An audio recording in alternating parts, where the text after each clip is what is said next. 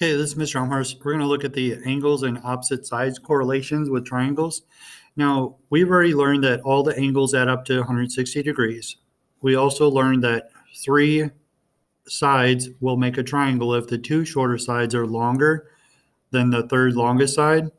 And we're going to learn one more property here where the angles that we see in triangles are actually creating the opposite side lengths. So what does that mean here? The angle 65, if we draw the line out here, angle 65, it's opening up and it is creating this opposite side length over here. So if I take these away here, just showing you the direction where we're going here. So this angle is actually creating this opposite side length over here. Okay, and if we go to the next example, I'm going to switch colors just so we can see here. 55 degrees is going to open up to the opposite side, and 55 degrees is determining this opposite side length right here, which is determining side B. Okay, and if we go back to the first one, side A,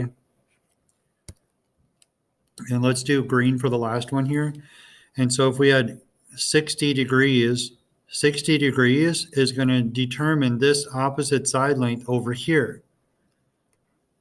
So if we put all these together, 60 degrees is going to create this side C, and 65 degrees, if we put this all into one triangle, what that's saying is we go on the opposite side, and that's going to create A.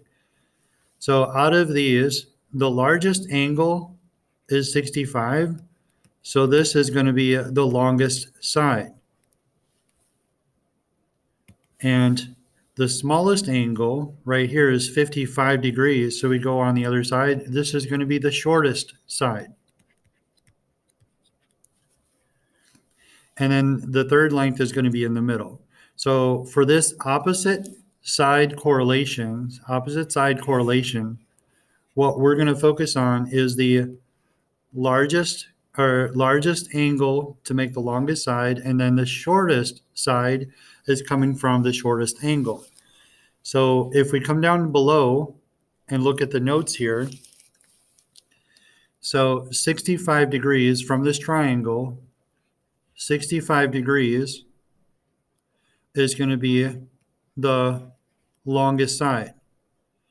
And then 55 degrees is going to be the smallest side. But let's see, looking down below here, it says greatest and least. So we might want to change that to, this is your greatest angle, and this is your least angle. But that means this is going to be the greatest side length and also the least side length. So put them in order from least to greatest. So we're going to look at the side length. So this is going to be A. A is going to be the greatest. C is going to go in the middle, and then B is going to be the least. So that's 65 degrees is the greatest. And then C is in the middle, 60. And then 55 is going to be the least. So these are connected. The side length and the angle is connected. The side length and the angle, the side length and the angle. So it's for the opposite side length. Okay? So how is that going to work here? So let's switch up some colors. I'm going to go with blue again and find the smallest side length and go to the opposite corner. So 9 is the smallest side length out of 9, 11, and 14. So this is going to be the smallest angle. Let me switch the color here just to represent the other one. And this is going to be the greatest. 14 is the greatest out of all these. So that's connected to L. So now place the side lengths in order from least to greatest. So least, so we're going to look here for the smallest. And we're going to make a connection here. the side length are going to be measured in, the smallest is going to be from D to L. So we're going to call this DL, side length DL.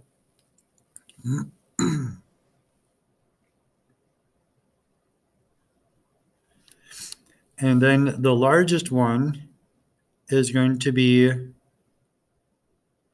14, and so that's going to be going across here to DP for the triangle. So the largest is going to be DP. And then the middle one is the one that's left over, is going to be LP. LP. And so place the angle measures in order from least to greatest. That's going to be angle measures. So 9 is the smallest side length. So P, so angle P is going to be the least. And then we go to the largest one, angle L. Angle L is going to be the greatest.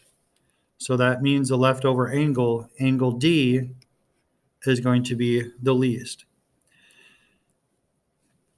So the measure of angle P corresponds to, so angle P corresponds to DL, and DL going to the opposite side is going to be 9. The measure of angle D is going to go all the way opposite here, and that's going to be LP. LP, and that is 11. The measure of angle L, is going to go across, and that's DP.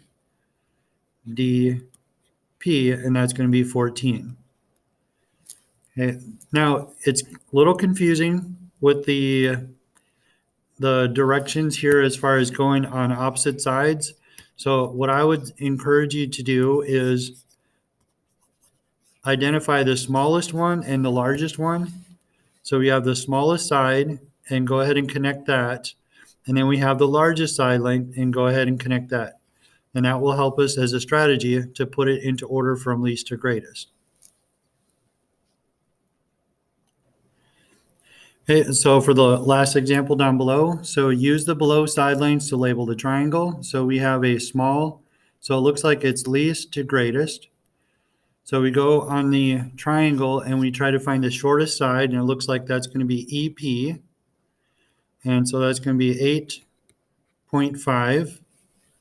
And then we try to find the longest side, and it looks like that's going to be DE. That's 15.6. And so that means the other one is going to be 11.2. So now place the angle measures in order from least to greatest. So we're going to find the least angle is connected to the shortest side, and that's going to be angle D.